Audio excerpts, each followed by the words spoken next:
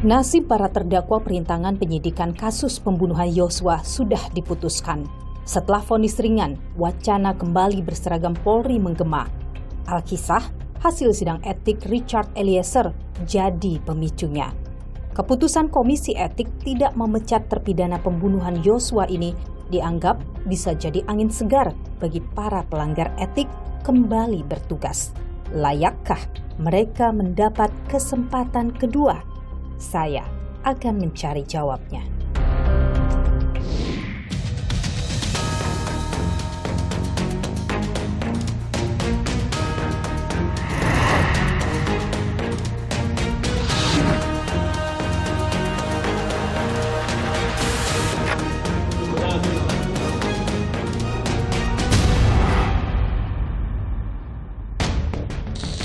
Menjatuhkan dengan pidana penjara selama 10 bulan dan denda sejumlah 10 juta rupiah.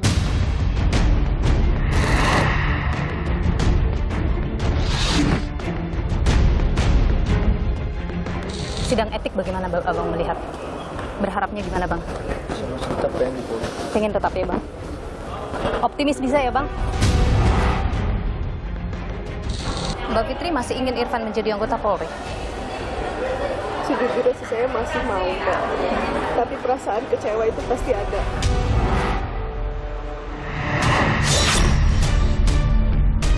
Nama Richard Eliezer Surya Mumiu, pangkat berada NRP 9805-869. Vonis yang diberikan dalam sidang kode etik pada Eliezer ini menjadi jurisprudensi pada kasus-kasus yang lain. Kalau menjadi patokannya adalah peraturan kepolisian 7 tahun 2022 itu, mereka juga berhak Untuk kembali? untuk kembali. Meskipun kalau saya secara pribadi ya sebaiknya Anda tetap... PTDH. Dalam kasus ini, mereka-mereka ini adalah diperintah. Mereka dalam keadaan terpaksa melakukan itu semua. Artinya ada peluang yang sama antara terdakwa obstruction of justice dengan Richard Eliezer bisa kembali jadi anggota Polri. Saudara, nasib Eliezer sebagai anggota Polri telah diputus. Komisi Etik Polri yang dipimpin oleh Kombes Sakyus Ginting memutuskan tak pecat Eliezer. Meski tak dipecat, Eliezer mendapatkan sanksi demosi selama 1 tahun dan ditempatkan di pelayanan markas Polri. Terduga pelanggar masih dapat dipertahankan untuk tetap berada dalam dinas Polri. Putusan sidang KKEP. A. Sanksi bersifat etika, yaitu perilaku pelanggar dinyatakan sebagai perbuatan tercela. B. Kewajiban pelanggar meminta maaf secara lisan di hadapan sidang KKEP dan secara tertulis kepada pimpinan Polri. B. Sanksi administratif, yaitu mutasi bersifat demosi selama 1 tahun. Tak dipecatnya Eliezer menimbulkan kekecewaan orang tua Yosua. Ayah Yosua, Samuel Huta Barat, menyebut hal ini jadi contoh buruk. Tak hanya ayah Yosua, pengamat kepolisian Bambang Rukminto juga tak sepakat Eliezer tak dipecat. Menurutnya, ini bisa jadi presiden buruk bagi Polri ke depannya. Bagaimana saudara analisanya soal ini? Saya akan menemuinya untuk berbincang langsung terkait dengan hal ini.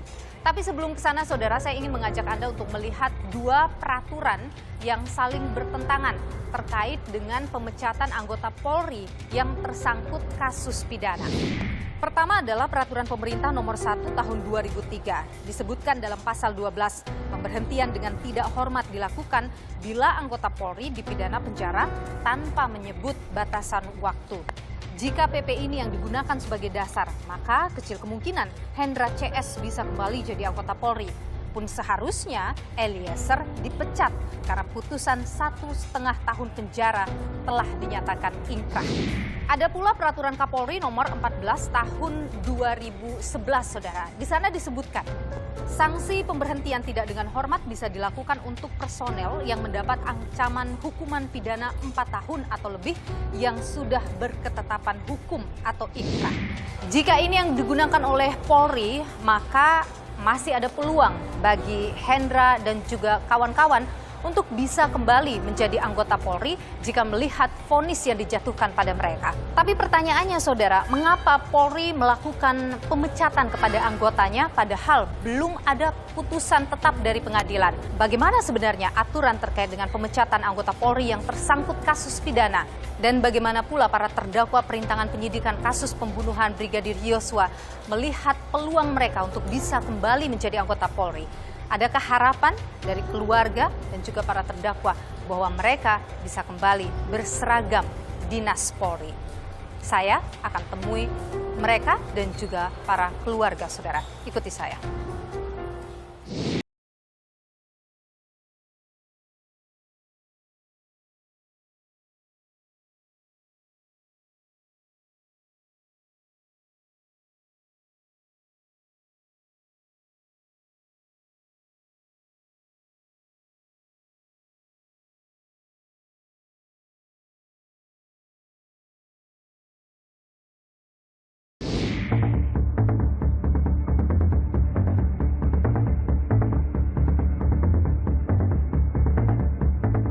Bang Irfan, boleh sedikit saja tanggapannya. Niluh, Bang. Niluh dari Kompas TV. Tanggapannya sedikit aja, Bang.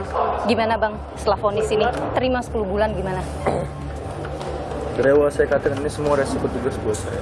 Oke. Saya berharap saya masih bisa tetap. Tapi untuk sidang etik bagaimana, Abang melihat? Berharapnya gimana, Bang? Saya masih tetap pengen di Polri. Pengen tetap ya, Bang? Optimis bisa ya, Bang? Tadi, Saudara, baru saja usai sidang, Irfan Widianto divonis 10 bulan penjara. Satu hal yang ia sebutkan bahwa ia menerima ini sebagai resiko atas pekerjaannya sebagai anggota Polri. Dan terkait dengan sidang etik yang menanti dirinya juga, ia menyebut bahwa ia berharap masih terus menjadi anggota Polri. Saya akan coba untuk temui pihak keluarga, istri dan orang tua Irfan yang kemudian juga hadir dalam persidangan ini. Kita coba temui, Saudara. Saya Niluh dari Kompas TV, Pak. Terkait dengan putusan vonis yang disampaikan tadi oleh Hakim 10 bulan penjara, bagaimana melihat ini, Bapak dan Ibu? Ya, bisa. Menerima itu? Nanti yang bersangkutan aja, mana yang bersangkutan. Jadi anaknya aja. Caranya ya. Serahkan pengacaranya. Masih ada harapan untuk kembali Irfan menjadi anggota Polri dengan vonis ini? Atas doanya Kami semuanya. berharap Kami meminta sama Bapak Kapolri supaya bisa menerima kembali kakak saya sebagai polisi. Kami yakin Allah pasti dengar doa-doa kedua orang tua saya. Iya.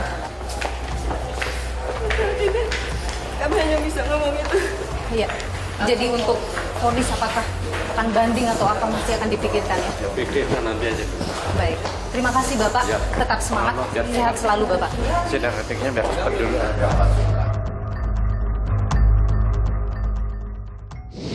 Irfan Widianto menyebut bahwa apapun yang terjadi pada dirinya, ia anggap sebagai bagian dari resiko sebagai anggota Polri. Saya coba tanyakan ke kuasa hukum, bagaimana upaya hukum lanjutan setelah vonis 10 bulan penjara. Ada Aga di sini. Bagaimana? Adakah sudah ada dipikirkan atau sebelumnya mungkin sudah diperbincangkan dengan Irfan terkait dengan apa langkah hukum lanjutan jika putusan hakim tadi tidak memuaskan? Ya, kami tadi sudah mendengarkan isi putusannya, bahkan ada hal yang menarik, yaitu dissenting opinion, di mana dissenting opinion itu ada satu anggota hakim yang berbeda pendapat. Pendapat ini sangat menarik, kenapa? Karena dinyatakan di situ bahwa Irfan tidak memenuhi rumusan unsur pasal, yaitu unsur dengan sengaja, ya, dan juga unsur turut serta, dalam turut serta atau pasal penyertaan, pasal 55. Dan juga bahkan Irfan ini dapat dibenarkan dengan pasal 51, yaitu menjalankan perintah jabatan. Sehingga menurut kami sebetulnya putusannya sangat menarik, meskipun pada akhirnya klien kami divonis 10 bulan penjara. Dan ada juga satu hal yang benar-benar membuat kami, para PH tadi, terkejut, terharu, bahkan sampai meneteskan air mata, bahwa majelis hakim di situ menyatakan hal-hal yang meringankan, yaitu adalah bahwa Irfan Widianto ini adalah merupakan seorang anggota Polri yang telah mengabdi dengan baik, dengan tanpa cacat, yaitu merupakan seorang Adi Makayasa lulusan tahun 2010. Majelis Hakim juga mengharapkan bahwa agar dapat terus melanjutkan pengabdiannya kepada Polri, sehingga tadi kami juga hanya sebentar berbicara dengan Irfan. Untuk upaya banding mungkin kami kan pikir-pikir terlebih dahulu karena kita juga masih punya waktu 7 hari, karena sebetulnya banding pun adalah hak dari terdakwa. Kami tidak memaksakan, kami akan memberikan waktu yang luang, memberikan ruang kepada Irfan untuk berpikir. Nanti dari kami juga mungkin masih berdiskusi lebih lanjut. Oke, terkait dengan hal yang disampaikan oleh Hakim dalam pertimbangannya, ada yang Anda tidak sependapat dengan pertimbangan Hakim? Pendengaran kami ada beberapa pertimbangan yang mungkin kami tidak sependapat karena apa yang kami sampaikan di pledoi itu berbeda pendapat dengan Hakim. Tapi menurut Anda, Hakim sudah cukup bijaksana tadi dengan vonis 10 bulan? Dengan vonis 10 bulan saya tidak mau mengomentari ya. Kami itu dibilang kecewa ya. Ada kecewanya. Kenapa? Karena kami benar-benar meyakini bahwa Irfan ini seharusnya bebas. Sebagaimana bisa ada dissenting opinion dalam perkara ini bahwa emang Irfan ini tidak memenuhi rumusan unsur pasal yang didakwakan. Dari pasal 33, unsur dengan sengaja tidak terbukti. Tadi juga sempat disinggung oleh Majelis Hakim bahwa unsur melakukan tindakan apapun sehingga mengakibatkan rusaknya sistem elektronik dan seterusnya itu tidak terbukti. Bahkan Irfan ini dapat dibenarkan menurut pasal 51 itu menjalankan perintah atasnya. Itu juga disebutkan oleh Hakim tadi. Terima kasih Bung Aga, kuasa hukum pengacara dari Irfan Widianto, salah satu terdakwa perintangan penyidikan kasus pembunuhan Brigadir Yosua. Sehat selalu.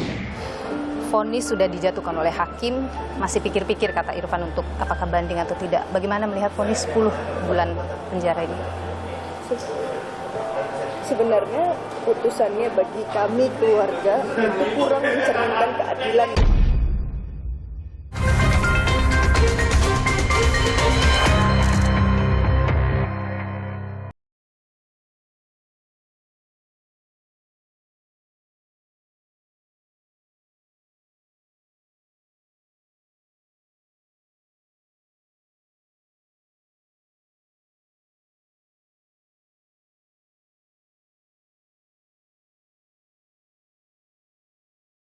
Sama dengan istri dari Irfan, Mbak Fitri di sini. Mbak Fitri, vonis sudah dijatuhkan oleh Hakim, masih pikir-pikir kata Irfan untuk apakah banding atau tidak. Bagaimana melihat vonis 10 bulan penjara ini?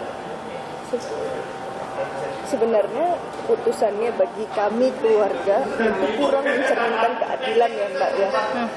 Karena sebenarnya kan kata ahli-ahli semuanya Mas Irfan tidak bisa dijerat gitu ya. Dan tidak terbukti bersalah. Tapi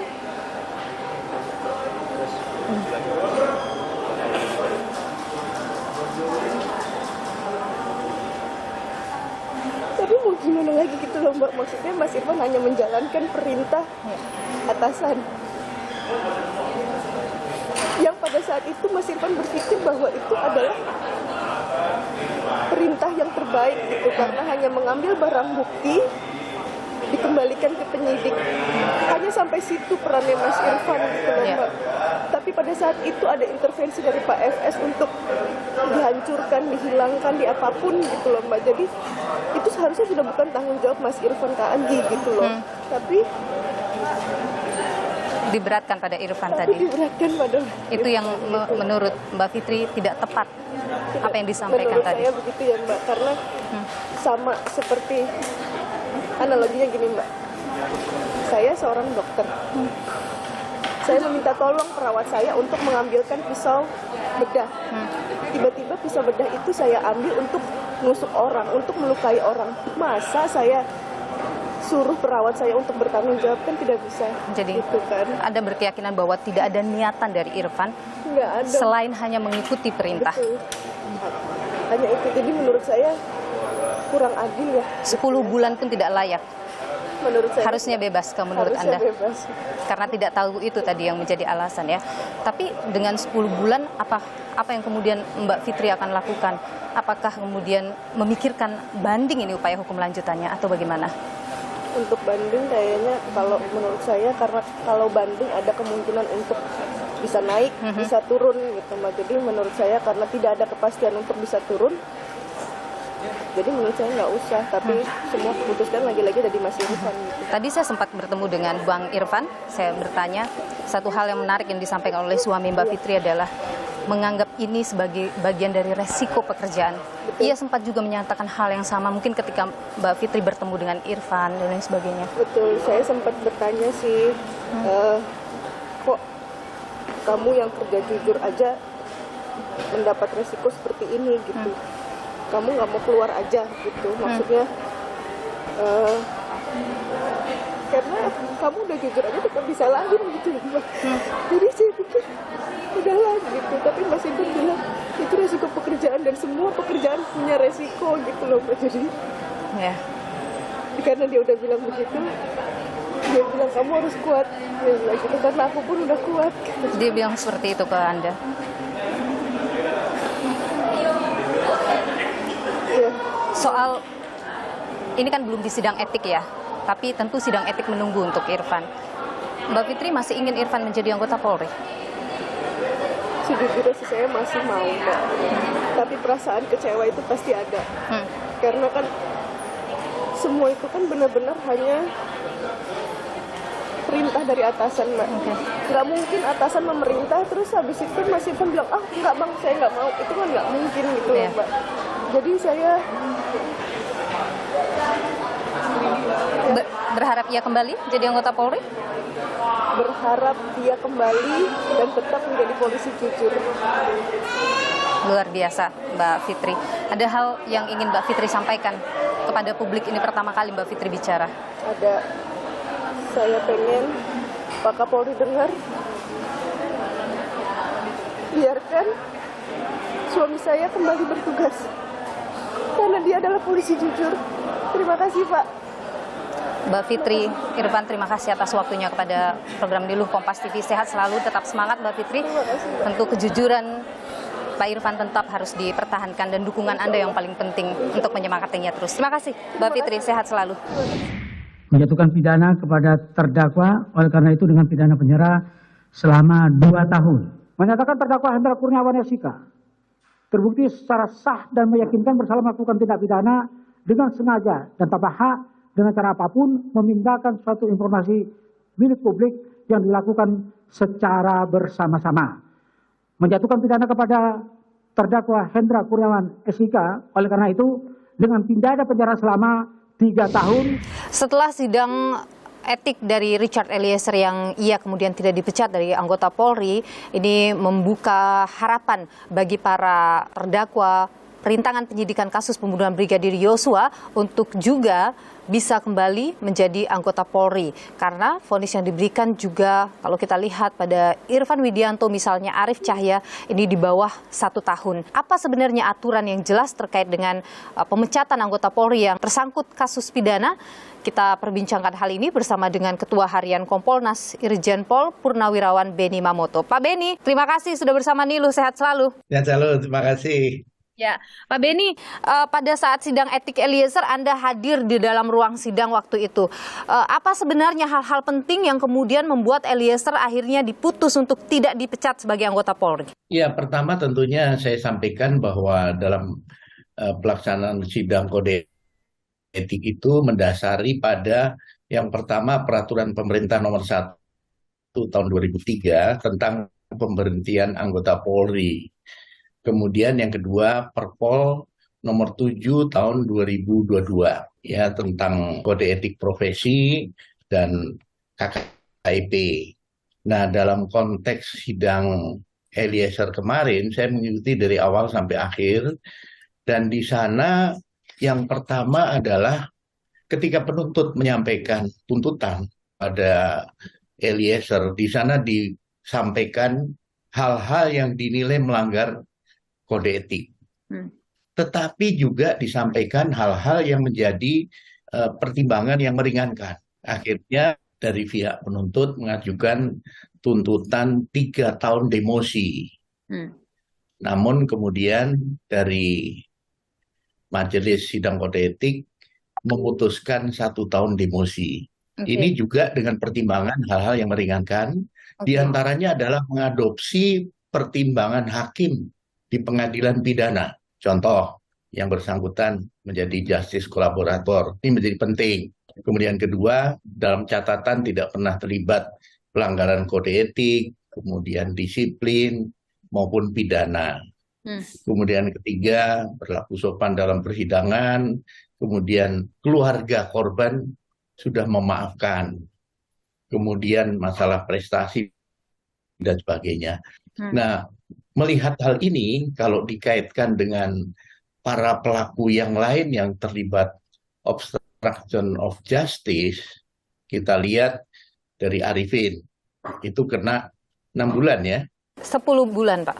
Arif 10 bulan, Irfan juga 10 bulan. Nah, ini saya melihatnya begini. Dalam kasus ini, mereka-mereka ini adalah diperintah. Ada masalah dengan psikohierarki. Mereka dalam keadaan terpaksa melakukan itu semua. Nah, di sisi lain kita lihat hakim mendudukkan Sambo dan istrinya pada posisi teratas dengan hukuman yang terberat, yaitu mati dan 20 tahun. Ini menunjukkan bahwa hakim menunjukkan dalam putusannya ini, semua ini harusnya tanggung jawab diambil alih oleh Sambo dan istrinya. Sambo dan istrinya. Iya, yang lain ini ya disuruh, diperintah dengan terpaksa dan sebagainya. Karena dia kemudian menjalankan perintah begitu dalam melaksanakan apa yang kemudian didakwakan pada mereka, artinya ada peluang yang sama antara terdakwa obstruction of justice dengan Richard Eliezer bisa kembali jadi anggota Polri. Begitukah kira-kira Pak Beni?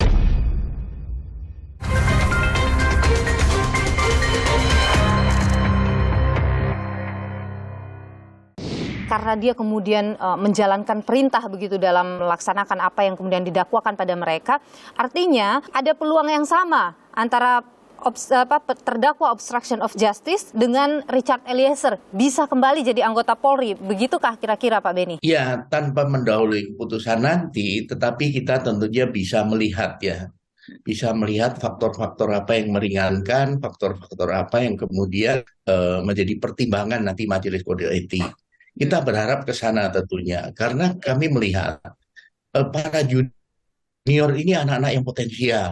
Ya. Ada lulusan, ada Irfan, Adi Makayasa, 2010. Iya, betul. Kemudian juga prestasi mereka di tugas masing-masing juga bagus, sehingga masa depannya masih panjang. Masih bisa mengabdi, masih bisa memperbaiki diri, masih bisa berprestasi. Pak Beni, kalau kita bicara soal aturan yang digunakan oleh Polri sebenarnya dalam hal PTDH atau pemecatan atau sanksi kepada anggota Polri yang tersangkut pada kasus pidana, itu sebenarnya menggunakan aturan yang mana Pak Beni? Karena kalau misalnya kita lihat nih Pak Beni, ada PP, di mana PP itu bahwa semua yang tersangkut kasus pidana melakukan pelanggaran tidak disebutkan batas waktunya, berapa lama proses penahanan dia harus di PTDH. Tapi ada juga Perkap nomor 14. Di situ ada soal batas waktu disebutkan kalau misalnya dia lebih dari 4 tahun ke atas begitu dan itu sudah dinyatakan inkrah, dia di PTDH. Ada juga Perpol yang baru juga. Nah, ini sebenarnya yang mana yang digunakan oleh Polri dalam hal PTDH? Ya, dalam kasus ini di persidangan Eliezer kemarin itu menggunakan dua. Satu PP nomor 1 tahun 2003, yang kedua Perpol nomor 7 tahun 2022. Perkap tidak digunakan lagi ya Pak Beni ya? Iya, ketika pembacaan tuntutan maupun putusan, rujukannya dua itu. Dan di sini yang perlu kami tegaskan adalah contoh ya, pasal 11, pasal 12, pasal 13 dari PP ya, anggota kepolisian yang diberhentikan tidak dengan hormat apabila melakukan tindak pidana, terpenuhi unsurnya ya, kemudian melakukan pelanggaran, meninggalkan tugas atau hal lain.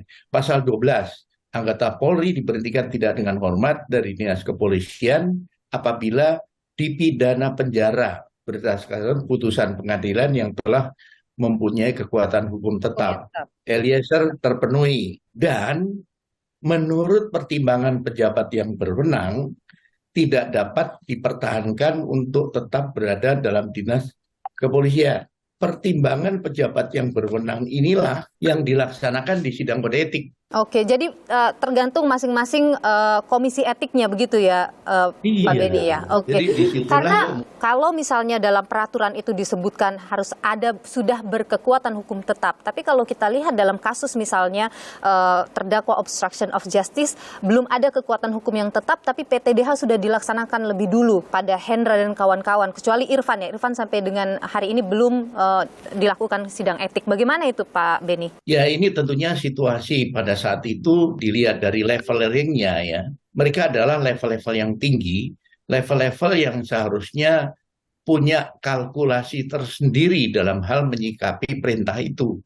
Brigjen, Kombes ini kan harusnya lebih mampu dia menganalisis, lebih sensitif, lebih peka. Ketika ada perintah yang janggal, dia harusnya lebih kritis dibanding seorang Eliezer yang diperintah pimpinan yaitu dilaksanakan. Nah, itu satu. Kemudian kedua, toh mereka juga masih punya ruang untuk banding. Karena ada juga kan beberapa kasus misalnya di Polri yang kami catat Pak Beni yang juga melakukan pelanggaran tapi belum juga di sidang etik. Misalnya saja ada Napoleon, Prasetyo, itu belum sampai sekarang belum ada sidang etiknya. Kemudian kalau kita mundur lagi ada kasus Brotoseno misalnya, itu setelah selesai proses hukumnya, pidananya, baru kemudian ada sidang etik dan beberapa kasus yang lain. Artinya berbeda-beda, padahal mereka juga punya tingkat jabatan yang tinggi dan kepangkatan yang juga tinggi. Nah, ini sepertinya tidak ada rujukan yang jelas atau bagaimana sebenarnya Pak Beni? Betul, hal itu juga kami pertanyakan. Ini bagaimana? Ini kok sudah, ini kok belum, dan sebagainya. Ya. Secara aturan juga sebenarnya sudah jelas yang tadi Pak Beni jelaskan bahwa pidananya itu selesai, inkrah, kemudian baru etik dilakukan, kan begitu ya Pak Beni ya, secara aturan sebenarnya. Kalau menurut PP seperti itu bunyinya. Kalau begitu, sekarang ini yang sudah di PTDH, ketika kemudian ancaman hukumannya di bawah 4 tahun atau vonisnya di bawah 4 tahun dan itu inkrah, mungkinkah mereka diterima bandingnya dan kembali jadi anggota Polri? Itu semua kembali kepada pimpinan Polri ya, nanti ketika sudah proses banding berjalan, mungkin ada pertimbangan khusus, mungkin akan melihat setelah Sambo dihukum maksimal, artinya tanggung jawab ditarik ke atas, nah ini mungkin akan ada pertimbangan lain dari pimpinan Polri. Pak Beni, kalau ada komentar yang muncul juga bahwa ketika para pelanggar diterima lagi menjadi anggota Polri, itu akan jadi presiden buruk bagi Polri ke depannya. Kalau Anda sendiri sepakat dengan itu? Yang pertama, kita tentunya perlu menghormati putusan yang diambil ya, karena tentunya ketika memutus sudah mempertimbangkan banyak faktor. Yang sering dipertanyakan adalah bagaimana nanti ketika dia kembali ke Polri, penerimaan oleh sesama anggota itu bagaimana, kemudian ke depan seandainya ada yang melakukan pelanggaran namun sanksinya lebih berat, itu bagaimana. Jangan sampai kemudian ada yang merasa wah ini tidak adil, kenapa si A bisa PTDH, si B tidak, padahal kasusnya setara lah. Pak Beni, apa yang bisa jadi catatan bagi Polri setelah kasus Verdi Sambo ini? Menurut saya perlu penjabaran dalam hal implementasi Perpol. Ketika anggota menerima perintah yang melanggar norma hukum, itu wajib menolak. Setelah wajib menolak, mereka wajib melaporkan ke atasan pemberi perintah. Pertanyaannya, ini bagaimana mekanismenya, bagaimana perlindungannya, sehingga betul-betul yang melapor itu nanti merasa nyaman dan tenang. Kalau ini bisa berjalan, saya yakin akan jauh lebih baik kondisinya. Artinya para atasan yang memerintah anak buahnya itu perintahnya itu melanggar norma hukum, norma agama, norma kesusilaan, dia akan berpikir 2 kali untuk memberi perintah itu. Betul. Artinya perlu ada revisi lagi Perpolnya Pak Beni? Kalau menurut Anda? Menurut saya penjabarannya saja, bentuk implementasinya kan perlu. Karena terus terang banyak hal anggota akhirnya melanggar karena perintah pimpinan. Kemudian hikmah yang bisa diambil dari sini adalah tentunya perbaikan ke dalam, reformasi kultural ini menjadi penting, bagaimana atasan menjadi contoh, menjadi role model anak buahnya, bagaimana atasan langsung itu bertanggung jawab terhadap pengawasan ke anggotanya. Kalau pengawasan melekat ini berjalan, maka pelanggaran-pelanggaran itu bisa diminimalisir. Baik, Irjen Pol Purnawirawan Beni Mamoto, Ketua Harian Kompolnas. Terima kasih sudah berbagi informasi dan pandangan di Niluh. Sehat selalu Pak Beni. Terima kasih. Polri ingin memberi kesempatan kedua pada orang yang mengaku ia bersalah. Saya melihat bahwa itu adalah sikap permisif. Bukankah ini jadi hal yang positif? Publik kemudian menilai kejujuran itu masih ada nilainya.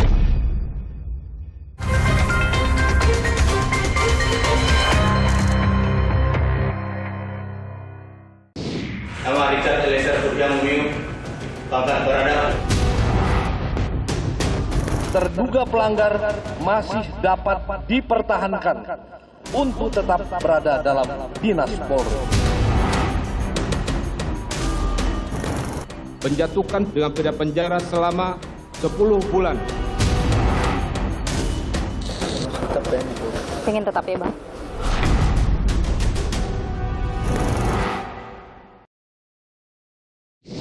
Pengamat kepolisian Bambang Rukminto menjadi orang yang bersuara keras terkait dengan kembalinya Eliezer menjadi anggota Polri. Ia tidak dipecat. Dan Bambang Rukminto menyebut ini akan menjadi presiden buruk bagi Polri ke depannya. Apa analisanya soal ini? Saya sudah bersama dengan Bambang Rukminto, pengamat kepolisian. Pak Bambang, terima kasih sudah bersama Niluh. Anda tidak sependapat kalau pelanggar itu kembali lagi jadi anggota Polri. Alasan Anda jadi presiden buruk, apa analisa Anda? Ya, ini kan dalam rangka membangun organisasi Polri yang lebih baik, lebih profesional, dengan kultur yang ketat, kultur yang baik, gitu, dengan tegas melaksanakan etika kelembagaan, etika masyarakat. Makanya ketika kemudian seorang narapidana ini kembali menjadi anggota kepolisian, etik profesi polisi ini saya pertanyakan. Tapi kalau misalnya kita lihat dalam kasus Eliezer, dia menjalankan perintah, artinya yang dia lakukan bukan atas kehendaknya sendiri. Tetapi ini kan tetap saja menghilangkan nyawa seseorang, dan kejujurannya, keberaniannya itu sudah diapresiasi dengan memberikan vonis 1,5 tahun. Tetapi ini terkait dengan organisasi kepolisian, ini harus dibedakan gitu loh. Tapi begini, kalau kita lihat dalam pertimbangan itu kan bahwa Eliezer masih muda, belum pernah melakukan pelanggaran, kesalahan, kemudian mempertimbangkan juga soal karirnya. Artinya begini,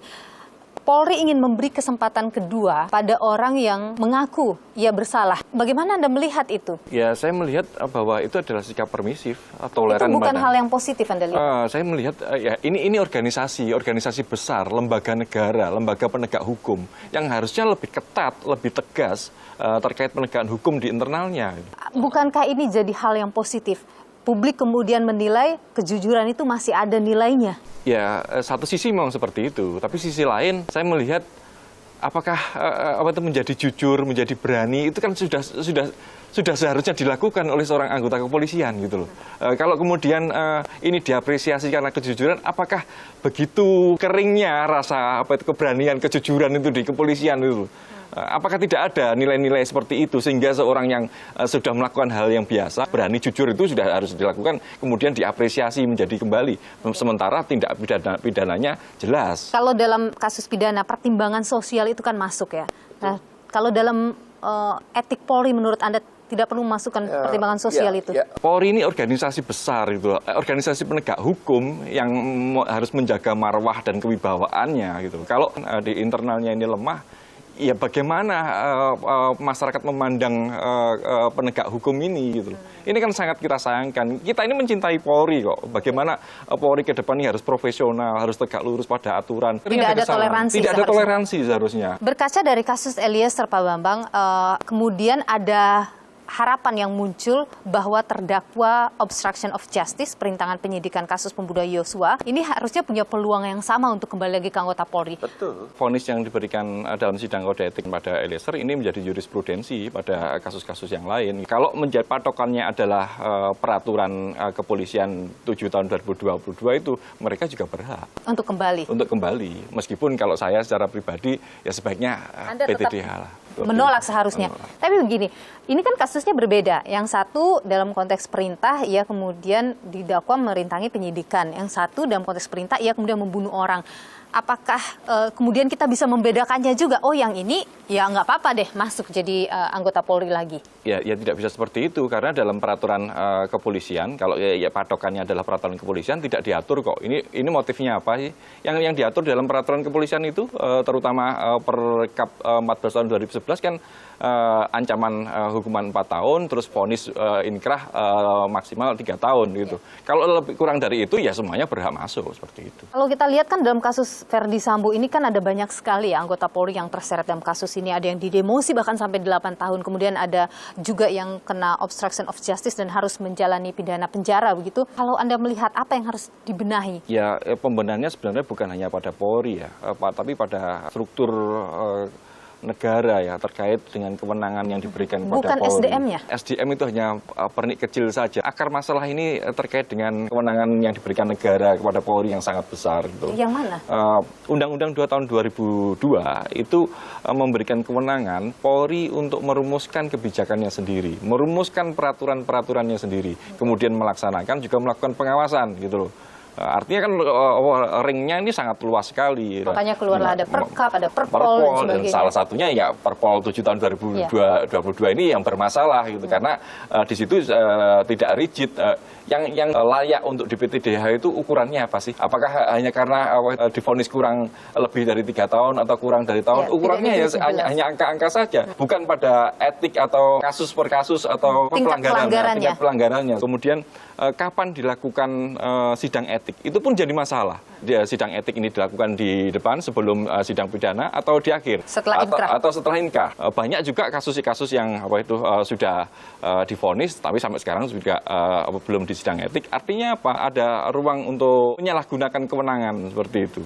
Ini kan sangat disayangkan dan itu harus dimulai dengan negara untuk mendorong melakukan revisi Undang-Undang 2 tahun 2002. Baik, Bambang Rukminto, pengamat kepolisian. Terima kasih sudah berbagi informasi dan pandangan ini. Sehat selalu Pak Bambang. Salam sehat. Vonis bagi para terdakwa perintang penyidikan sudah diberi. Adakah jalan bagi mereka untuk bisa kembali berseragam Polri?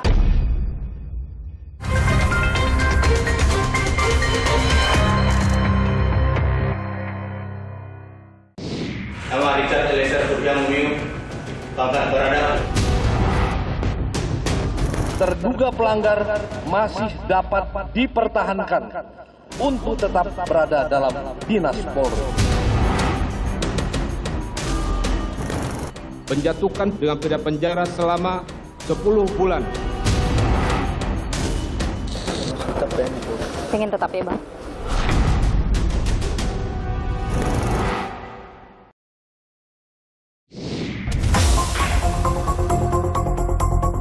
Akhir manis bagi Richard Eliezer.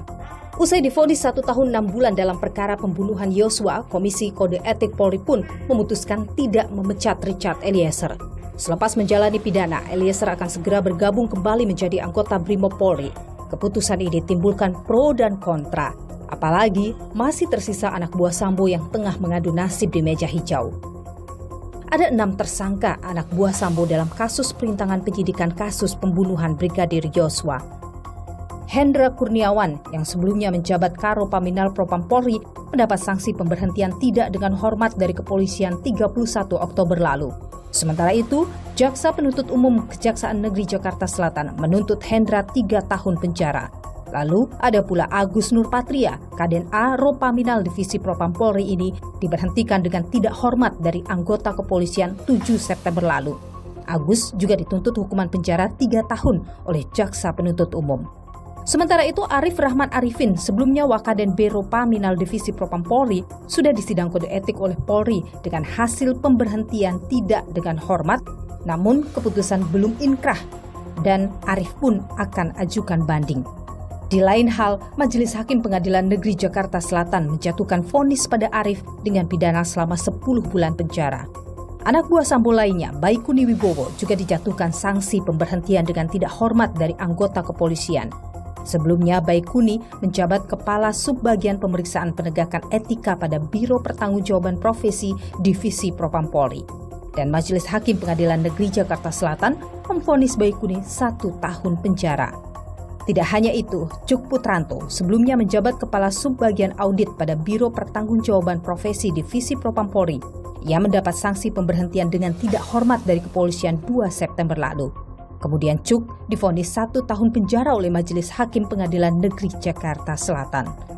Terakhir, Irfan Widianto sebelumnya menjabat Kepala Subunit 1 Subdirektorat 3 Direktorat Tindak Pidana Umum Barreskrim Polri. Irfan belum menjalani sidang etik Polri. Ia divonis 10 bulan penjara oleh Majelis Hakim Pengadilan Negeri Jakarta Selatan. Jika tak sepakat dengan putusan sidang Komisi Etik Polri, para terdakwa dapat ajukan banding hingga peninjauan kembali. Salah satu yang mengajukan banding yakni Arif Rahman Arifin. Kami mohon keputusannya nantinya Bapak dapat memberikan kebijaksanaan Bapak dalam keputusan banding nanti, sehingga suami saya yang telah memberikan hati, waktu, dan kerja kerasnya selama ini, selama 21 tahun berdinas dengan tiada celah Pak, dapat menjadi pertimbangan bagi Bapak untuk memberikan hasil keputusan banding nantinya, dan sehingga dapat diterima kembali di institusi Polri. Di satu sisi, hampir semua tersangka obstruction of justice telah mendapat sanksi pemberhentian dengan tidak hormat atau dipecat sebelum adanya putusan pengadilan. Sementara itu, dalam beberapa kasus, sidang etik profesi Polri baru dilakukan setelah putusan pengadilan keluar. Seperti Raden Brotoseno, penyidik Barreskrim Polri ini terjerat kasus korupsi pada 2016. Setahun kemudian, Brotoseno divonis 5 tahun penjara oleh Majelis Hakim Pengadilan Tipikor Jakarta. Namun hingga 2022, Brotoseno tak kunjung dipecat lantaran dinilai berprestasi selama jadi anggota Polri. Keputusan ini menuai kritik hingga akhirnya Brotoseno dipecat dari anggota kepolisian 8 Juli 2022 lalu. Lain halnya dengan Abdul Waritz Baresti. Pama pelayanan markas Polda Gorontalo ini tertangkap mengonsumsi narkoba di tahun 2019. Ia telah mendapat vonis 5 tahun penjara. Ia dipecat secara tidak hormat pada akhir Januari tahun ini. Selain itu, ada Edwin Hatorangan Haryanja, mantan Kapolres Bandara Soekarno-Hatta, telah dipecat secara tidak terhormat 31 Agustus lalu. Lantaran Edwin diduga menerima uang hampir mencapai 3,4 miliar rupiah dari Kepala Satuan Reserse Narkoba atas penanganan kasus besar. Sementara itu, di balik jeruji besi ada anggota Polri yang hingga kini belum menjalani sidang etik profesi Polri. Sejak diundur September tahun lalu, sidang etik profesi Polri Kepala Divisi Hubungan Internasional Barreskrim, Napoleon Bonaparte, belum juga berjalan. Diketahui Napoleon dinyatakan bersalah lantaran menerima suap penghapusan nama terpidana korupsi Cesi Bank Bali, Joko Chandra, dalam daftar red notice. Ia divonis 4 tahun penjara dan denda 100 juta rupiah. Sama halnya dengan Napoleon, Kepala Biro Koordinasi dan Pengawasan PPNS Barreskrim Polri, Prasetyo Utomo, juga masih menunggu sidang etik profesi Polri.